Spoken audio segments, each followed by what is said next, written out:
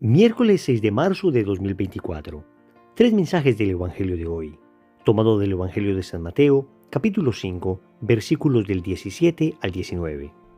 En aquel tiempo dijo Jesús a sus discípulos: No creáis que he venido a abolir la ley y los profetas. No he venido a abolir, sino a dar plenitud.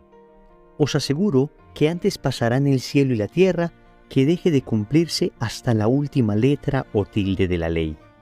El que se salte uno solo de los preceptos menos importantes y se lo enseñe así a los hombres, será el menos importante en el reino de los cielos, pero quien los cumpla y enseñe será grande en el reino de los cielos. Palabra del Señor, gloria a ti, Señor Jesús. Queridos amigos, seguimos meditando el Sermón de la Montaña. Yo pienso que si nosotros detenidamente estudiáramos el Sermón de la Montaña, oráramos con él, lo reflexionáramos y dejásemos que este hermoso sermón tocase nuestro corazón, nuestra vida, nuestra alma, de verdad que experimentaríamos una verdadera transformación de nuestro ser. Y aquí creo que hay algo bien importante en la lectura de la palabra. No podemos leer la Biblia solo para llenarnos de conocimiento, solo para llenarnos de ideas, solo para llenarnos de citas bíblicas. La palabra tiene que transformar nuestra vida. Lo que Jesús nos enseña debe transformar nuestra existencia. O si no, puede sucedernos que empecemos a ver la fe como una especie de bella filosofía a seguir, pero no como el encuentro personal con Cristo, de quien nos enamoramos y a quien queremos obedecer. Vamos a meditar hoy tres mensajes de este Evangelio. Primero, el amor, la plenitud de la ley. Segundo, todo se cumplirá. Tercero, ¿eres buen ejemplo o triste advertencia? Vamos con el primer punto. El amor, la plenitud de la ley. Jesús tiene reunido en torno a sí a sus discípulos y a aquellas personas que le están empezando a seguir. Y lo primero que el Señor quiere advertir es que la enseñanza que Él viene a dar, el reino que Él viene a revelar, es el cumplimiento de todo lo que en el Antiguo Testamento se prometió. Recordemos que cuando los judíos querían referirse al Antiguo Testamento, es decir, a las Sagradas Escrituras que ellos tenían, que luego nosotros los cristianos hemos llamado Antiguo Testamento, ellos hablaban de la ley y de los profetas. La ley haciendo alusión a la Torá, los 5 primeros libros de la Biblia, y los profetas haciendo alusión al resto de las Sagradas Escrituras. En algunas ocasiones se dice la ley, los profetas y algunos escritos. En esto de algunos escritos entrarían todos los libros sapienciales. En todo caso, estamos hablando del contenido de toda la Biblia que tenían hasta entonces. Repito, nuestro Antiguo Testamento. Nosotros tenemos ya el Nuevo Testamento donde está la plenitud de la ley. Entonces el Señor viene a decir, yo no vengo a abolir esto, sino a darle plenitud, es decir, a darle perfección. Recordemos que el Señor se reveló de manera pedagógica, y a ese respecto dice el Catecismo de la Iglesia Católica en el numeral 122 lo siguiente. En efecto, el fin principal de la economía del Antiguo Testamento era preparar la venida de Cristo, Redentor universal. Aunque contiene elementos imperfectos y pasajeros, los libros del Antiguo Testamento dan testimonio de toda la divina pedagogía del amor salvífico de Dios. Contienen enseñanzas sublimes sobre Dios y una sabiduría salvadora acerca de la vida del hombre. Encierran admirables tesoros de oración y en ellos se esconden los misterios de nuestra salvación. Es decir, el Antiguo Testamento estaba preparando al pueblo de Dios para recibir al Mesías, pero Jesús sería la plenitud de todo lo que en el Antiguo Testamento todavía necesitaba madurar, todavía necesitaba perfeccionarse. Por eso Cristo dice, no piensen que he venido a abolir la ley, sino a darle plenitud. ¿Y en qué consiste la plenitud de la ley? Lo dirá el apóstol San Pablo en la carta a los Gálatas capítulo 5 versículo 14. Pues la ley entera se resume en una sola frase. Amarás al prójimo como a ti mismo. Hasta aquí la cita de San Pablo. Noten que para los católicos el amor es lo esencial. Para nosotros lo que está en el centro es el amor a Dios que nos dispone a amar al prójimo como a nosotros mismos. Y toda la ley está ordenada al amor. Esto es importante porque en muchas ocasiones hemos creído que el cumplimiento de los mandamientos es lo que me hace católico, cuando en realidad el amor es el que me hace cumplir los mandamientos. Repito, esto es esencial. Los fariseos creían que El cumplir la letra de la ley era lo que les hacía agradables ante los ojos de Dios, pero viene Jesús a decirles, no. Lo que les hace agradables a los ojos de Dios es que esa ley está inspirada en la caridad. Porque cuando la ley se desliga de la caridad, terminamos en nombre de Dios atropellando al ser humano, atropellando la dignidad de otras personas. En nombre de la ley de Dios terminamos pisoteando al hombre. Por eso Jesús dijo, no está hecho el hombre para el sábado, sino el sábado para el hombre. Pero cuidado que tenemos otro extremo. Y es que hoy la gente dice que basta amar a Dios y así se olvidan de cualquier mandamiento. Por eso el Señor en el Evangelio de San Juan, en el capítulo 15, versículo 14, dirá, el que me ama guardará mi palabra. Entonces el orden es este. Nos encontramos con Cristo, nos enamoramos de Cristo y como estamos enamorados de Cristo, vamos a cumplir su palabra. Los 10 mandamientos hacen parte de su palabra. Pero esos 10 mandamientos ahora se entienden desde la perspectiva del amor. Y por eso en cada cosa que hagamos debemos pensar, ¿estoy amando en realidad a mi prójimo con esto? ¿Esto lo hago de verdad movido por el amor a Dios? ¿Esto de verdad está inspirado en la caridad? Porque recuerden que hoy está muy falseado el concepto del amor. San Agustín decía, ama y haz lo que quieras. Hay personas que han manipulado esa frase para dar rienda suelta a sus instintos pecaminosos, diciendo, amo y hago lo que quiera. Hombre, hay que entender adecuadamente el amor. Si amas como Cristo, haz lo que quieras. ¿Y cómo amó Cristo? Entregando su vida por amor a nosotros. Un amor de sacrificio, no tanto un amor de placer. Un amor que está dispuesto a dar más que un amor que exige recibir. Ese es el amor de Cristo, el amor verdadero. Cuando se ama así, entonces está dispuesto el corazón para cumplir la ley de Dios. Y ahí se encuentra la perfección del amor. Cuando hacemos las cosas movidos por el amor a Dios y no tanto movidos por una obligación externa. Lo que sucede es que hay personas que dedican su vida a cumplir externamente los mandamientos de Dios sin una disposición previa del corazón, sin estar enamorados de Jesús. Entonces los mandamientos empiezan a ser un fardo pesado, una carga insoportable. Sienten los mandamientos de Dios como una cadena que limita su libertad. ¿Cuál es el problema? No se han enamorado de Cristo.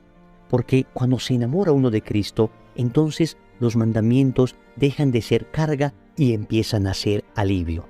Dejan de ser yugo y empiezan a ser consuelo. Dejan de ser esclavitud y empiezan a ser verdadera libertad interior. ¿Te cuesta cumplir los mandamientos de Dios? Enamórate profundamente de Jesús y entenderás la razón profunda de cada uno de esos mandamientos. Porque cuando te enamoras de Jesús, comprendes que la plenitud de esa ley está en el amor a Cristo. Segundo, todo se cumplirá. Dice el Señor, os aseguro que antes pasarán el cielo y la tierra, que deje de cumplirse hasta la última letra o tilde de la ley. Amigos, Jesús es el Señor de la historia. Todo lo que dice la palabra de Dios se cumplirá. Y esto no solo lo creemos con una fe ciega, además lo creemos porque es bastante razonable creerlo. ¿A qué me refiero? Se han cumplido todas las profecías del Antiguo Testamento que señalaban al Mesías. Se cumplieron tal cual aparecieron en el Antiguo Testamento en Jesús. De manera que ya hemos visto que la palabra de Dios se cumple. El Antiguo Testamento se cumple en el Nuevo Testamento. Por consiguiente, tenemos la certeza de que todo lo que Jesús nos dijo en el Nuevo Testamento se cumplirá en su segunda venida. Esto significa que debemos tener paz en nuestro corazón. Los acontecimientos que estamos viviendo están bajo control. No significa que Dios quiere todo lo que está sucediendo. Pero Dios, como dirá San Agustín, conduce misteriosamente los hilos de la historia a la realización de su plan de salvación. Esto respetando la libertad del hombre. También dirá San Agustín que Dios de un mal sabe sacar bienes mayores. Esto no es una invitación a que nos quedemos de brazos cruzados y a que dejemos que el mundo vaya de mal en peor. Nosotros debemos hacer lo que nos corresponde, pero con la certeza de que en último término Dios tiene todo bajo control. Y Dios utilizará la disponibilidad de aquellos corazones dóciles para conducir la historia de la salvación a la consumación, a la plenitud. Entonces, tranquilos, hagamos lo que nos corresponde. No nos toca tal vez ver con nuestros ojos el triunfo que quisiéramos. Pensemos en los triunfos pro vida, que en ocasiones son difíciles de conseguir. Pensemos en estas leyes que van contra la dignidad del matrimonio, la dignidad de la familia, que en ocasiones pareciera arrinconar la fe cristiana, pareciera arrinconar el sentido común, pareciera arrinconar la ley natural. Y tenemos la tentación del desánimo, como la sensación de que perdimos. No, todo se cumplirá. El Señor tiene todo bajo control. Misteriosamente el Señor sigue conduciendo los hilos de la historia hasta cumplir plenamente aquello que Él ha prometido. Tranquilo, todo está en manos de Dios. Tercero, ¿eres buen ejemplo o triste advertencia? Concluye el Señor diciendo: el que se salte uno solo de los preceptos menos importantes y se lo enseñe hacia los hombres será el menos importante en el reino de los cielos, pero quien los cumpla y enseñe será el más grande en el reino de los cielos. Alguna famosa escritora británica decía: si no puedes ser buen ejemplo, confórmate con ser una horrible advertencia. Lo repito: si no puedes ser buen ejemplo, confórmate con ser una horrible advertencia. La pregunta que hoy nos hace el Evangelio a nosotros es: ¿tú, yo, somos buen ejemplo o somos horrible advertencia? Quien nos mira a nosotros recibe inspiración para ser una mejor persona. Quien observa tu manera de vivir, tu manera de hablar, tu manera de comportarte, la forma en que trabajas, la forma en que estudias, la forma en que te relacionas con tu familia, quien mira todo esto es estimulado a ser la mejor versión de sí mismo. O por el contrario, nuestra vida es de tal manera vergonzosa que quien nos ve, por lo menos en nosotros, recibe una advertencia de lo que no deben ser. Y esto en cuanto al ejemplo que damos, que si es bueno debe inspirar a los demás, y si es malo, que por lo menos sirva de advertencia a los demás cuando vean el resultado de nuestras malas acciones en nuestra vida, y rogando a Dios que no aprendan de ese mal ejemplo.